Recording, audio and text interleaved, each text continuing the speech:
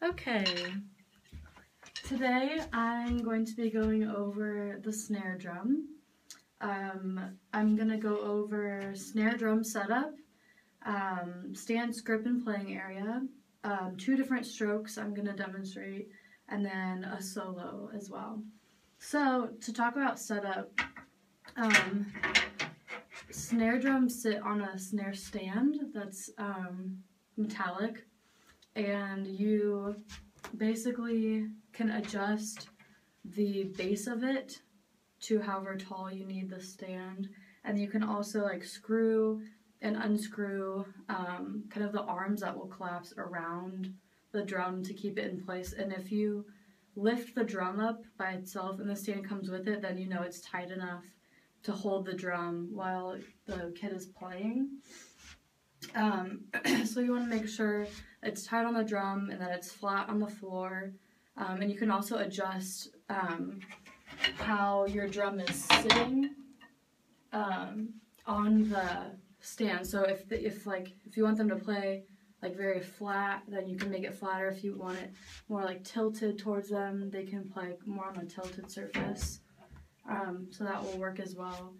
To find how tall it should be, you should have your students either hold sticks or not, and have them like close their eyes and just kind of like relax their arms and raise their arms to like a comfortable height, like around their belt area, because sometimes like you could be comfortable here, but that doesn't make sense, or you could be comfortable here. So to kind of around their belt or like waist, like hip area, just have them like bring their hands wherever it's comfortable, and wherever their arms like angle out to should be where you put the drum underneath. So you can, again, like on the stand, you can use the ties to either like make it taller or shorter. So that's kind of how you set it up. We went over stance, grip. With the drumstick, you're going to make a fulcrum with 3 fingers. So you take your first and middle finger and your thumb, and if you pinch them together, that's going to make the fulcrum. So on these sticks, you can put them, I would say like, I don't know, 1/4 of the way up the stick. And you pinch them together, and then you let the rest of your hand kind of drape around. And it really, like, for some students, like for my hands, like they don't really work like that. So I use my first finger and thumb, and then you kind of pinch those together, and then let the other 3 fingers just kind of gently wrap around. And you want the student's wrist to really be the one that's like loose and moving, but that's kind of how you want them to hold the stick, so you can see like the 3 working together. Like I don't even have to use these fingers, I can just do that. So that's how you should like grip the stick. Playing area is also really important. Wherever you play gives you a different sound. So on this, if you pretend like this is the drum, you want them to use kind of the upper middle. So you don't want them playing on the side or the bottom, like closest to them. So if this is facing me, you don't want them to play here.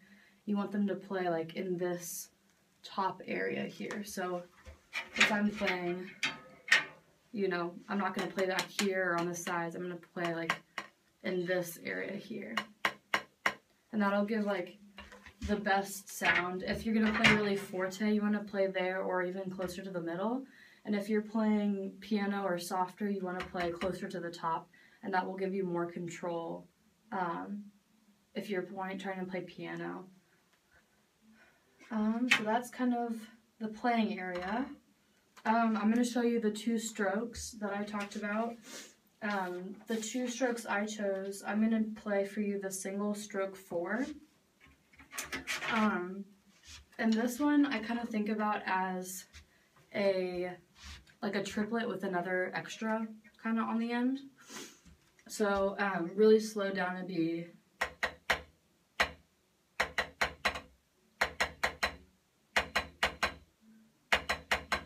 so you can hear like the triplet one. So that's important. Another thing, like again, when you're playing, part of really stance and setup and playing really that connects all of them is just like being really relaxed and like not trying to like use your arms to play, but just like letting your wrists play and keeping your fingers tucked. That was like one thing I struggled with, was letting my pinky go because it lets it bounce higher. But if you keep your fingers wrapped around and just like let your wrist really do the work, then it'll give you a good bounce. So the single stroke 4 again is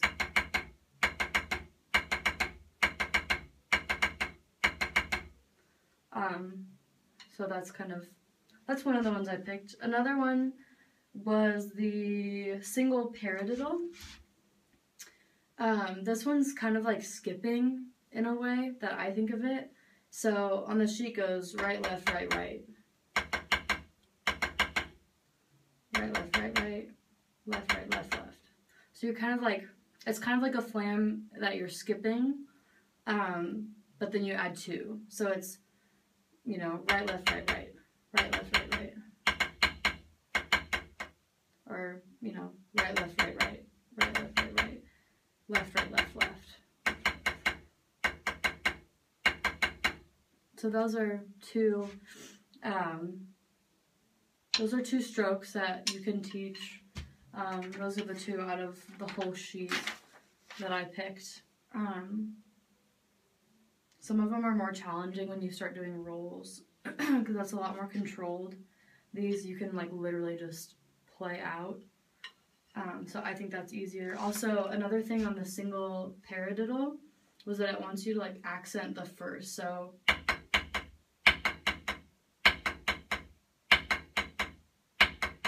you can kind of notice it's like right, left, right, right, right, left, right, right. Like it's hitting it harder on the first one. So those are the 2 rudiments that I chose. And then also, we're gonna go over the solo. So I'm gonna take it really, really slow and probably make some mistakes, but yeah, part of the cruise control also that I found helpful was looking at the numbers above. That really helped me be able to count it out in my head and make sure I wasn't getting lost. It also just helped because it can get really confusing if you're just looking at symbols. So this is my solo. There you go.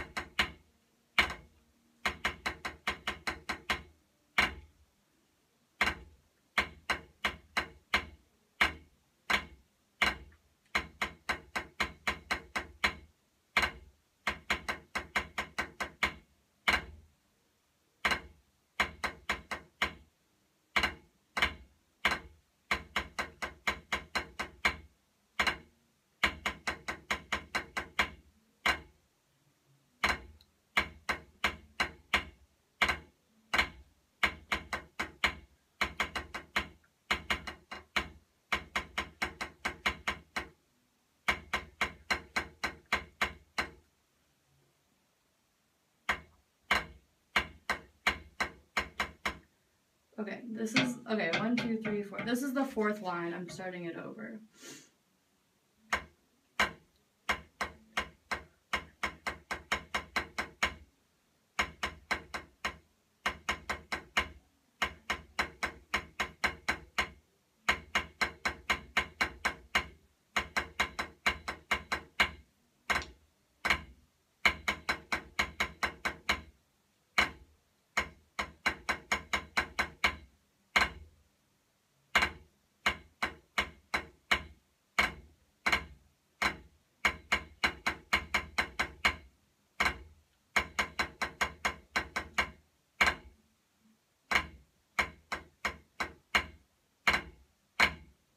Okay, so that was not perfect, but it kind of gives you an idea of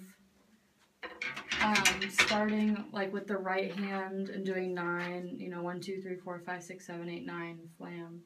So it kind of got screwed up in the middle, but that's the basis of the solo. So that's kind of an intro video of snare drum for starting someone on a very, very basic level. So, you know, that's my video.